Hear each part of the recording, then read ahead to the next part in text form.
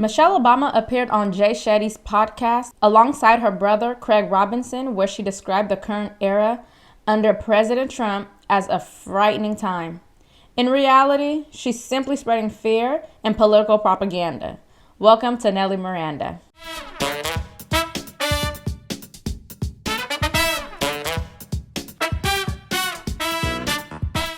Before we dive in, don't forget to like and subscribe. It really helps support the channel and grow our community. This current climate for me, it's, what's happening to immigrants. So it's not the fear for myself anymore. I drive around in a 4-car motorcade with a police escort. I'm Michelle Obama. I do still worry about my daughters in the world, even though they are somewhat recognizable. So my fears are for what I know is happening out there in streets all over the city. And now that we have leadership that is sort of indiscriminately determining who belongs and who doesn't, and we know that those decisions aren't being made with courts and with due process, and knowing that there's so much bias and so much racism and so much ignorance that fuels those kind of choices, I worry for people of color all over this country. And I don't know that we will have the advocates to protect everybody. And that frightens me. It keeps me up at night. So Michelle Obama is kept up at night due to President Trump's policies, particularly on immigration. So now she can't sleep. But she slept comfortably inside of the White House when Barack Obama was in office and deported millions of people. Take a look at this video from 8 years ago. What we are going to do is get the people that are criminal and have criminal records, gang members, drug dealers. We have a lot of these people, probably 2 million, it could even be 3 million. We're getting them out of our country or we're going to incarcerate. All right, so Donald Trump wants to deport 2 to 3 million undocumented immigrants with criminal backgrounds.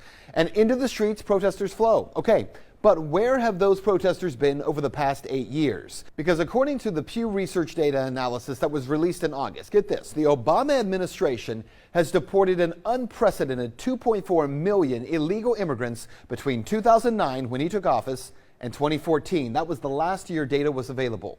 So with 2 years left on his term, Obama had already deported well above Trump's minimum estimate of 2 million undocumented immigrants. Now, let's go a little further on this, because if you take the numbers from 2014 alone, it's over 414,000 immigrants who were deported. It's not even his highest year. But if we assume that 2015 and 2016 will match 2014's number, then we can reasonably estimate that over the course of his term, President Obama will have deported at least 3.2 million people by the end of this year. So how many people is that? Well, according to governmental data, the Obama administration has deported more people than any other president's administration in history. In fact, they have deported more than the sum of all the presidents of the 20th century. Now I know Michelle, wife of deporter-in-chief, did not have something to say about deportation. Suddenly, the Democratic Party has amnesia about the time when Barack was in office and was deporting illegal immigrants left and right. You gotta go. You gotta go. You out of here. Now, while Michelle Obama is sounding the alarm on national issues, let's turn to something just as alarming. Milwaukee Judge Hannah Dugan, who allegedly helped illegal migrant Eduardo Flores Ruiz evade ICE, is relieved of her duties following her FBI arrest. The FBI has just arrested a Milwaukee judge accused of trying to help a man evade immigration authorities. In a now deleted post on X, the FBI director writes that Judge Hannah Dugan intentionally misdirected agents. ABC News Justice reporter Alex Mallon has the details. Alex, what do we know so far? Well, we don't know why the FBI director deleted that post, but we do know from our affiliate in Wisconsin that Judge Hannah Dugan did make her initial appearance this morning. She was charged with 2 federal crimes. That includes concealing a person from discovery and arrest, and the second count is obstruction of federal proceedings.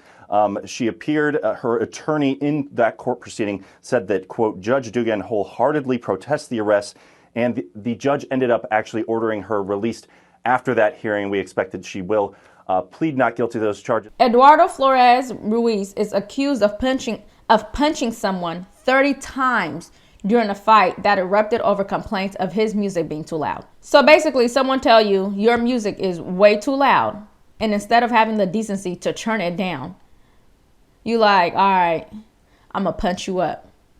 Like, yikes. This is not someone I would have put my career or reputation on the line for. Like, what was she thinking?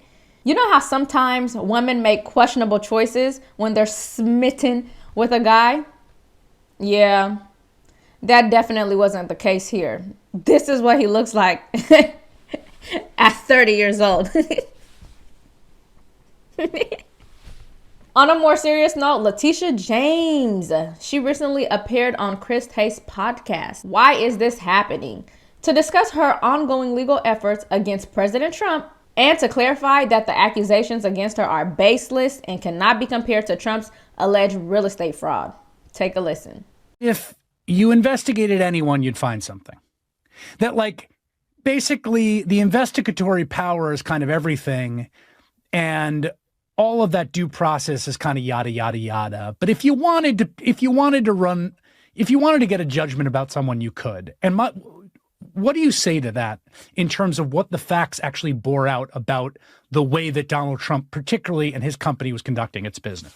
So his investigation, he exaggerated. Let me emphasize that. Exaggerated the value of his assets to the tune of millions and millions, and was able to secure favorable insurance and interest rates. As opposed to, and I'm sure Chris will probably get to this, they're claiming that I engaged in mortgage fraud, that I somehow decided that I was a resident of Virginia, which would be some commute every morning to the office at 28 Liberty.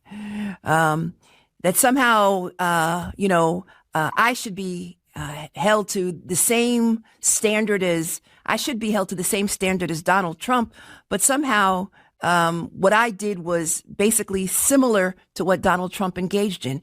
And there's just no comparison. The allegations against me are totally baseless.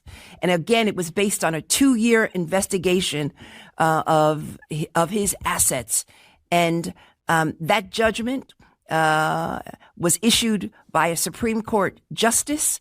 And there was an argument before the First Department Appellate Division, and we are awaiting a decision. I will respond to these baseless allegations at the appropriate time and in the appropriate way, but I am 100% confident that it will not result in any criminal indictment or action against me, and that it is nothing more than a revenge tour, and that Donald Trump just ultimately got to the J's, and I was next. She said, quote, that somehow what I did was basically similar to what Donald Trump engaged in. What do you guys take from that? Because it sounded to me like, was she admitting that she did those things, just not to the effect of Trump? Well, she's maintaining her stance on the issue and sticking to her script, that the allegations are baseless, that she will respond at the appropriate time and manner, and that this is just a revenge tour orchestrated by Donald Trump. So don't believe your own eyes, people. There's nothing to see here.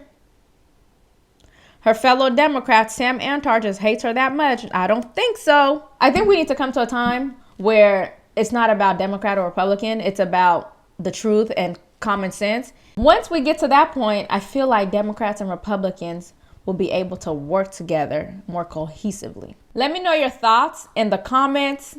And please don't forget to like and subscribe. It really helps grow our community and reach more people like you. Thank you for watching, and I'll see you in my next video.